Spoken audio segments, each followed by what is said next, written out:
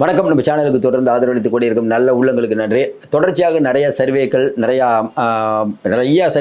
திமுக சார்பில் நிறைய சர்வேக்கள் விஜய்க்கு ஒரு ஆதரவு, அப்படி ஆதரவு, இப்படி ஆதரவு அப்படிலாம் பார்த்துட்டு இருக்கும்போது போன தேர்தலில் அதிமுக பிஜேபி கூட்டணி இந்த ரெண்டும் நின்னது. ஆல்மோஸ்ட் இப்போ இருக்க கூட்டணி தான், இந்த பக்கம் திமுக கூட்டணி அதே மாதிரி. அப்போ போன தடவை 2 பேர் நிற்கும் போது 10,000 வாக்குகள் அப்படிங்கிறதுக்கு 10,000த்துக்கும் குறைவாக வாங்கின தொகுதிகள் என்ன, அதில் இன்னைக்கு உள்ள கள நிலவரம் என்ன? போன தடவை 10,000 வாக்குகள் அப்படிங்கும்போது திமுக அதிமுக கூடுதல் கவனம் செலுத்தும். இதில் பார்த்தீங்கன்னா டி நகர், வாணியம்பாடி, திருப்போரூர், அப்புறம் துரைமுருகனுடைய தொகுதி காட்பாடி, இந்த மாதிரி பல தொகுதிகளில் பார்த்தீங்கன்னா 400, 300.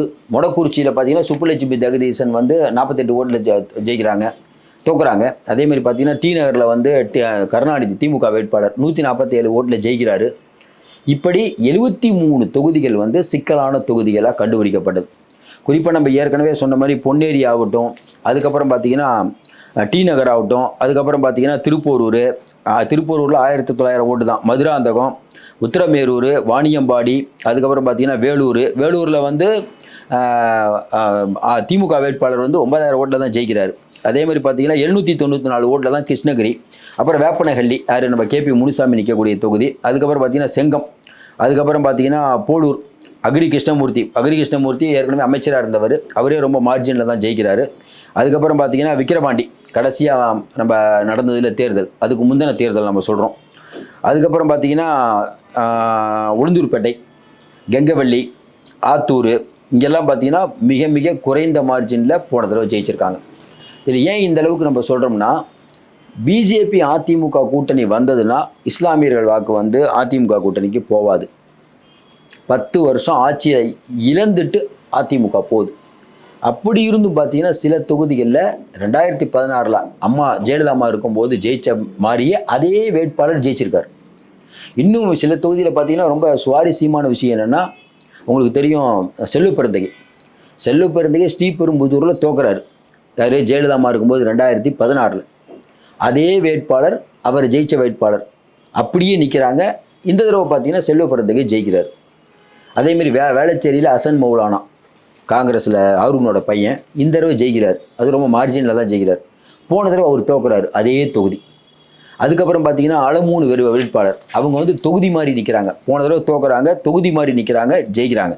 அதேமாதிரி பார்த்தீங்கன்னா நன்னிலம், உணவுத்துறை அமைச்சர் காமராஜ் ரொம்ப கம்மி மார்ஜினில் தான் ஜெயிக்கிறார். அதுக்கு காரணம் சசிகலா ஃபேக்டர், டிடிவி ஃபேக்டர். அதுக்கப்புறம் பார்த்தீங்கன்னா அரியலூர் ரொம்ப கம்மியில் விருதாச்சலம் வெறும் 862 வாக்கு. அதே பார்த்தீங்கன்னா நெய்வேலி, பாட்டாளி மக்கள் கட்சி தோக்குது, வெறும் 977 வாக்குகள்.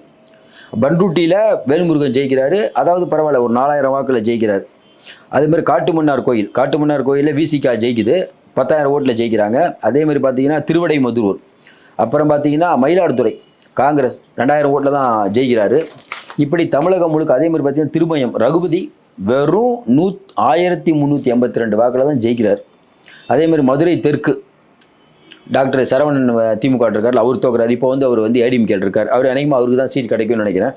அதேமாதிரி பார்த்தீங்கன்னா உசிலம்பட்டி ஐயப்பன், அவர் பார்த்தீங்கன்னா 7000 ஓட்டில் ஜெயிக்கிறார். இப்போ அவர் ஓபிஎஸ் கூட இருக்கார். அதேமாதிரி ஆண்டிப்பட்டி மகராஜன், ஆண்டிப்பட்டி எப்படியுமே அதிமுகவுடைய கோட்டை, போன தடவை அது திமுகவுக்கு வருது. அதேமாதிரி பார்த்தீங்கன்னா திருவாடனை, அங்கே ரொம்ப கம்மி வாக்கு வித்தியாசம். ராஜபாளையம் திமுக வேட்பாளர் 3000 ஓட்டில் தான் ஜெயிக்கிறாரு. அதேமாதிரி ஒட்டப்பிடாரம், அதேமாதிரி சங்கரன் கோயில் 5000 ஓட்டு தான். அதேமாதிரி வாசுதேவநல்லூர் 3000 ஓட்டு தான். இப்படி அப்புறம் பார்த்தீங்கன்னா தென்காசி 370 ஓட்டில் தான் காங்கிரஸ் வேட்பாளர் ஜெயிக்கிறார். இப்படி தொடர்ச்சியாக ஒரு 72 தொகுதியை திமுகவும் அதிமுக 2 பேரும் முயற்சி பண்ணுறாங்க. என்ன, இந்த 72 தொகுதியில் நம்ம ஜெயிக்கணும். சரி, இந்த 72 தொகுதியில் இதற்கு முன்பு எப்படி என்ன இருந்தது, இப்போ இருக்கக்கூடிய கள நிலவரம் என்ன? ஏன்னா இன்றைக்கி இருக்கக்கூடிய சூழ்நிலையில் விஜய் யார் ஓட்டை பிரிப்பாருன்னு தெரியாத போது நம்ம இதை ஒரு முயற்சி பண்ணுறோம். இப்போ முழுக்க நம்ம பேசுகிறதுன்னா திமுக அதிமுக அந்த தொகுதியில் எப்படி பர்ஃபார்மன்ஸ் பண்ணியிருக்காங்க அந்த 72 தொகுதியில். ஏன்னா 72 தொகுதியில் இவங்க இன்னும் வேகமாக காய் நோத்திட்டு இருக்காங்க. அப்படிப்பட்ட சூழ்நிலை ஒவ்வொரு தொகுதியும் நம்ம பார்க்க போகிறோம். முதல்ல நம்ம பார்க்க போகிறது பொன்னேரியில் பார்த்தீங்கன்னா துரை சந்திரசேகர் காங்கிரஸ் எம்எல்ஏ, இப்போ சிட்டிங் எம்எல்ஏ அவர் தான். தோத்தது யாருன்னா சிறுமணியம் பலராமன் அதிமுக 9600 ஓட்டில் தோக்குறாரு. எங்கே? பொன்னேரியில்.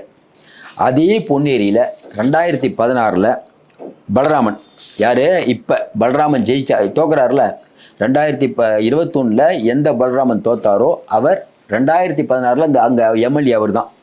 அவர் 95,000 வாக்குகள் ஜெயலலிதாமா இருக்கும்போது வாங்குறாரு. அதுக்கு பிறகு வந்த பரிமளம் டாக்டர் அவங்க வந்து டிஎம்கே 78,000 வாக்குகள் வாங்குறாங்க. கிட்டத்தட்ட 20,000 வாக்கில் வந்து பொன்னேரியில் ஜெயிச்ச அதிமுக ஜெயலலிதாமா இல்லாதனால கூட்டணி பலம் பிஜேபி சேர்ந்ததுனால அதே இடத்துல 9,689 வாக்கில் தோக்குது. ஆனால் நல்லா யோசனை பண்ணி பாருங்க, பிஜேபி இருந்தும் 10,000 வாக்கில் தான் காங்கிரஸ் ஜெயிக்குது. இப்போ நிறைய பேர் என்ன சொல்கிறாங்க, பொன்னேரியில் மட்டும் திமுக நின்றுதுன்னா இன்னும் மார்ஜின் அதிகமாகும். அப்போ பொன்னேரி அப்படிங்கிறது இந்த தடவையும் திமுக நிற்பதற்கான வாய்ப்பு தான் நிறையா இருக்குது. ஏன்னா காங்கிரஸுக்கு கொடுப்பதற்கான வாய்ப்பு ரொம்ப கம்மி. ஏன்னா இந்த தடவை வந்து திமுகவுக்கு வாழ்வாசாவா பிரச்சனை. கண்டிப்பாக இந்த தேர்தலில் காங்கிரஸ் என்ன தோக்கும் அப்படின்னு நம்பிட்டு இருந்தால் கண்டிப்பாக அவங்க காங்கிரஸுக்கு கொடுக்க மாட்டாங்க. ஏன் இதை சொல்கிறோம்னா, பலராமன் அப்படிங்கிற ஒருத்தர் அதிமுக அவர் மேலே பெருசாக கெட்ட அபிப்பிராயம் இல்லை. ஏன் அப்படின்னு சொல்கிறோம்னா, முதல் தடவை ஜெயலலிதாமா இருக்கும்போது 20,000 வாக்கு, ஜெயலலிதாமா போய் எடப்பாடி இருக்கும்போது 10,000 வாக்கில் தான் தோக்குறாரு. அதுவும் பார்த்தீங்கன்னா கூட்டணி பலம் 10 வருஷம் அதிமுக இருக்குது. இதையும் மீறி அப்படிங்கும்போது பொன்னேரி அப்படிங்கிறது திமுக கொஞ்சம் கடுமையாக உழைக்கணும். திமுக உழைக்க ஆரம்பிச்சிட்டாங்க. இன்னொரு பக்கம் அதிமுக அதுவும் உழைப்பதற்கான வேலை நிறைய பண்ணிகிட்டு இருக்காங்க. அடுத்தது நம்ம பார்க்கக்கூடிய தொகுதி வந்து டி நகர். சென்னையில் ரொம்ப முக்கியமான தொகுதி டி நகர். அப்படின்னு சென்னைனாவே திமுகவுடைய கோட்டை உங்களுக்கு தெரியும்.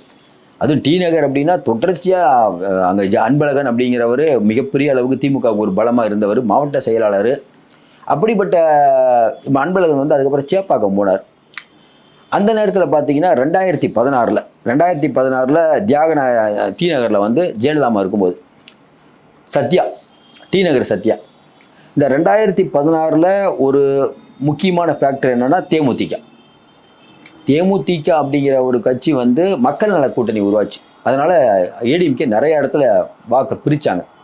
உதாரணமாக பார்த்தீங்கன்னா டி நகரில் வந்து சத்யா ஜெயலலிதாமா இருக்கும்போது 53,000 வாக்கு வாங்குறாரு டி நகர் சத்யா.